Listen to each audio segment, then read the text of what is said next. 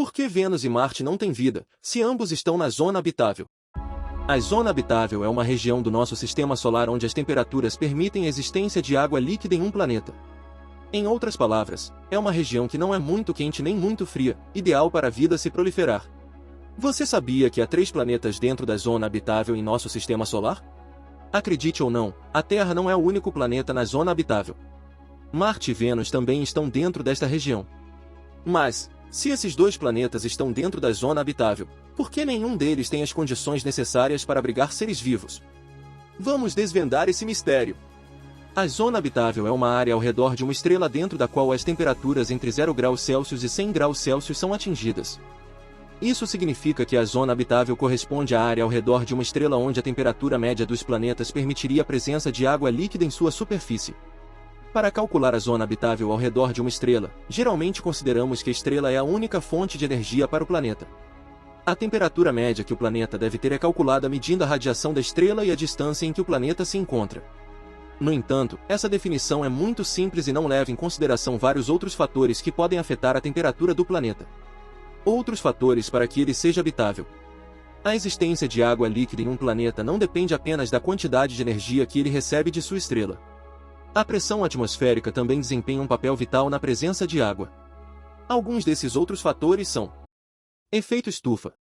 O dióxido de carbono na atmosfera de um planeta gera o conhecido efeito estufa, devido ao qual grande parte da radiação da estrela não pode escapar da superfície do planeta. Isso faz com que a temperatura de um planeta assim seja muito mais alta do que se considerarmos apenas a energia que ele recebe da estrela. É esse efeito que impede a presença de água líquida em Vênus. Se a Terra tivesse mais dióxido de carbono em sua atmosfera, teríamos que movê-la para a posição de Marte para que pudesse abrigar água líquida em sua superfície. Caso contrário, o calor intenso evaporaria toda a água em nosso planeta.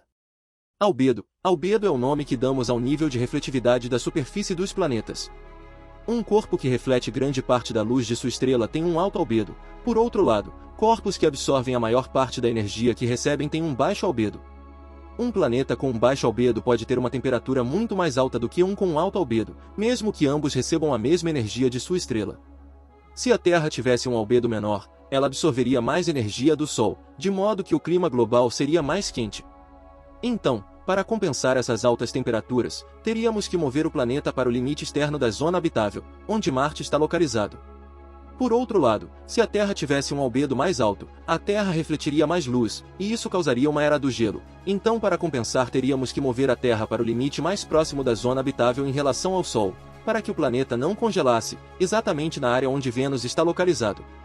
Atualmente, o limite mais aceito pelos astrônomos sobre a zona habitável do nosso sistema solar está entre 0,84 e 1,67 unidades astronômicas em relação ao Sol. Lembrando que uma unidade astronômica equivale a 150 milhões de quilômetros. Luminosidade estelar. O principal fator que determina a extensão e as características da zona habitável é a luminosidade estelar. Assim, ela varia significativamente dependendo do tipo de estrela e de seu ciclo de vida, sendo maior e mais variável quando a estrela é mais luminosa. A zona habitável de estrelas parecidas com o nosso Sol varia muito pouco ao longo da vida da estrela. Em comparação, estrelas mais massivas, de classes F, A, B e O, têm uma zona habitável muito maior, mas ela varia muito ao longo de sua curta vida. As estrelas do tipo M Catardias, mais conhecidas como anãs vermelhas, são as menores da sequência principal e as mais comuns na galáxia, representando 75% das estrelas na Via Láctea. Essas estrelas são as mais longevas de todas, podendo permanecer na sequência principal por até 10 trilhões de anos, enquanto nosso Sol permanecerá vivo por, entre aspas, apenas 10 bilhões de anos. Isso porque quanto maior e mais massiva for a estrela, mais cedo ela morrerá, então estas estrelas menores acabam durando mais tempo. No entanto, o potencial para a existência de vida das anãs vermelhas ainda não é certeza entre a comunidade científica, já que elas apresentam sérios problemas para a vida surgir em qualquer planeta rochoso que orbite uma delas em sua zona habitável. Em seus primeiros bilhões de anos, elas são altamente ativas, aumentando seus níveis de radiação ultravioleta até 10.000 vezes repetidamente ao longo de um dia, devido às suas erupções violentas. Modelos sugerem que um planeta semelhante à Terra orbitando uma dessas estrelas em sua zona habitável perderia sua atmosfera, mesmo que sua magnetosfera fosse semelhante à do nosso planeta. Devido à sua baixa luminosidade, a zona habitável de estrelas do tipo M Catardio é pequena e parecida com a de estrelas maiores. Outra coisa muito parecida entre estes dois modelos de estrela é a tremenda influência gravitacional que elas exercem nos seus planetas, fazendo com que aconteça um fenômeno chamado acoplamento de maré. O acoplamento de maré é quando um dos lados do planeta está sempre apontando para a estrela, assim como a Lua sempre aponta o mesmo lado para a Terra. Essa ausência de rotação pode danificar seriamente o campo magnético de um planeta, deixando-o desprotegido dos efeitos destrutivos de sua estrela. Em resumo, embora as estrelas do tipo M tardias sejam muito estáveis por um longo tempo, sendo tão pequenas, sua zona habitável está muito exposta à sua imensa gravidade, e mesmo que um planeta esteja na zona habitável, isso não garantirá que tenha as condições necessárias para a vida. Então temos as estrelas intermediárias laranja-branco-amareladas, representando o melhor tipo de estrela para a vida devido à sua estabilidade, devido à distância da zona habitável em relação à estrela e também ao seu ciclo de vida. Ao contrário das anãs vermelhas, as anãs laranjas, amarelas e branco-amareladas têm uma fase de intensa atividade estelar após sua formação, que dura cerca de 500 milhões de anos para uma estrela como o Sol. Um período aceitável se compararmos aos 3 bilhões de anos das estrelas tipo M. Graças a essa separação entre a zona habitável e a estrela, os planetas potencialmente habitáveis não correm o risco de perder suas atmosferas em seus primeiros bilhões de anos de vida, e não sofrerão o tal acoplamento de maré, já que a influência gravitacional da estrela não é tão grande quando eles estão em uma área mais distante.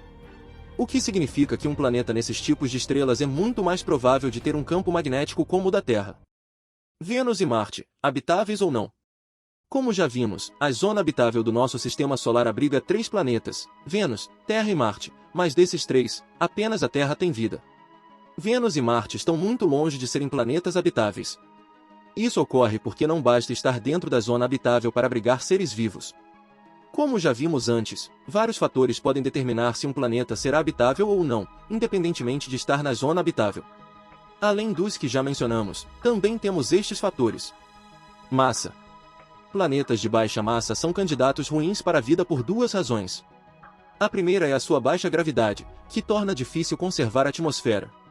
As moléculas da atmosfera são mais propensas a atingir a velocidade de escape e serem perdidas no espaço quando bombardeadas pelo vento solar ou agitadas por uma colisão.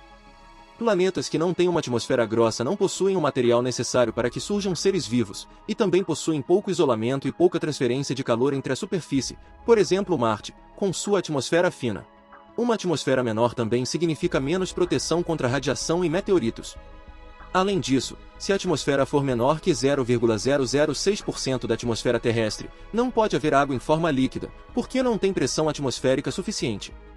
A segunda razão pela qual um planeta com pouca massa é um candidato ruim para abrigar seres vivos é que eles têm diâmetros pequenos, e por isso tendem a perder rapidamente a energia após sua formação, o que acaba, entre aspas, matando geologicamente o planeta, deixando ele sem vulcões, terremotos e movimentações das placas tectônicas, que fornecem à superfície os materiais necessários para a vida e para o equilíbrio da temperatura da atmosfera.